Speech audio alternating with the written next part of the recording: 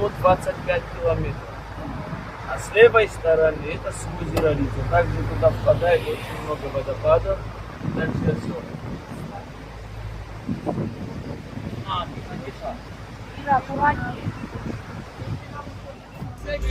Ого! Джипінг! Ира, посмотрите, какая